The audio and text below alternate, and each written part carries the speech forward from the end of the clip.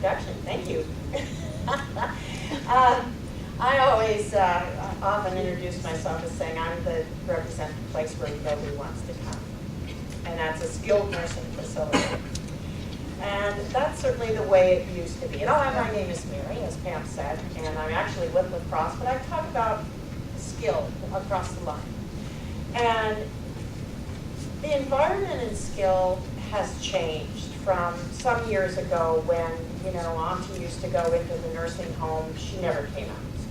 That was the last place that you went. And while, yes, we still do long-term care for those individuals that require such a high level of nursing care that they cannot live at an assisted living or independent or stay at home with services, we do provide that. However, in my facility, I see now that in the last 2 years even, I was heavy on my long-term care 2 years ago, and that has now switched, where we also provide short-term rehab care, and my population for short-term is larger than for long-term. So those are some of the things that we are adapting to in the industry. And that means that we have to step up to provide what you need. And in the short-term care, like we're often handed off from the hospital, we also can admit directly from doctor's offices. We do directly admit from home. Now, these all have to be with physician's orders. I get a call at least 1 or 2 a month saying, I just can't take it anymore. Can I bring my husband over this afternoon? Well, no. We would love to have him, but there are procedures that we have to follow. We can only, at a skilled facility, can only follow physician's orders. That means we cannot practice medicine. It also means, though, if you come in and you want a Tums and we don't have an order that it's okay to give you a Tums, we have to get a hold of your doctor and get approval to even give you a Tums. So the upside of that is that your doctor knows exactly what's going on with you, what you need. We take you out to visits and get you, seen all the time as you progress through your stay with us. As we all do. But we can't practice medicine. And that can be very frustrating for people coming in and for family members. So that's something that you need to know when you come in. And I'm sorry, I kind of went around there in a circle, but what we're seeing now is more short-term stays, and that is for rehabilitation.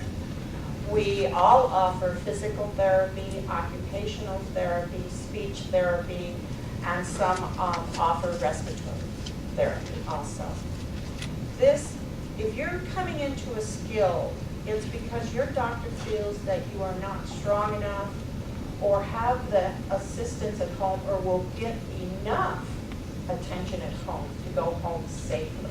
And safe is the major word here. Doctors do not just say, oh, go over to the skilled and they'll take care of you. Believe me, that does not happen.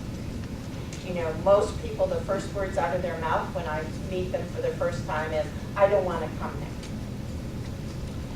now. And part of that is because everybody wants to go home. We all want to go home, and we know that. And that's our goal, is to get people home as quickly as possible, as safely as possible, as soon as possible. What we ask of the residents, because you are a resident with us, is to participate to the best of your ability, and of course to pay us. Now, all of the facilities do accept all the payment forms: Medicare, Medicaid, your Med Advantage plans, what am I missing? All the insurances, and of course we also accept money, private money. It is very expensive to go to a care facility, a long-term or short-term care facility. You should plan on, if you're private, paying between $5,800 to $6,500 a month. So that's a great motivation to stay well, right? get your exercise, eat healthy, and to know what could be expected. I invite everyone to tour facilities and talk to all of us before you need us.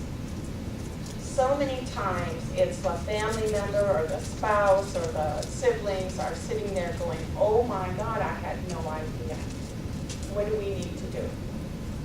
And then when you're in crisis mode, it's like, if you're fortunate enough to have been at KMC or one of the hospitals, you'll have had a great social worker to work with you and help you in that preparation and get you through their stay. And then we provide many of the same services as the hospital does, with a social services director or department, a business office manager that can advise and help with the financial part of it, and of course very highly skilled nursing and therapy programs. So, and transportation. I'm trying to think what else you mentioned, and transportation. And on our discharging, then we set you up with these other good people to go home with care if you need it. So we really are, all of us are very community-based, and we are here to serve our community. And just as many of you served our country and all of us, why we really take it seriously that this is a service, and it is a health-based service. So please don't hesitate to call any of us, and certainly myself, if you have any questions at all on